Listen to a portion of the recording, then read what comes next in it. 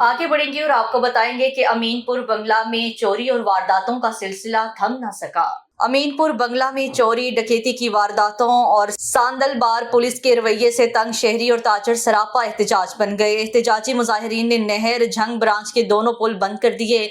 Traffic की लंबी लाइनें लग गई। मुजाहिरीन ने सांदल बार पुलिस के खिलाफ नारेबाजी की। इस मौका पर मुजाहिरीन का कहना था कि थाना सांदल बार के बाहर से मोटरसाइकिल चोरी हुआ, जिसका मुकदमा नंबर 355 दर्ज हुआ। मुलजिम को गिरफ्तार करवाया, जिसको एएसआई एजाज वाहला ने मुबैना तौर पर रिश्वत लेकर छोड़ दिया।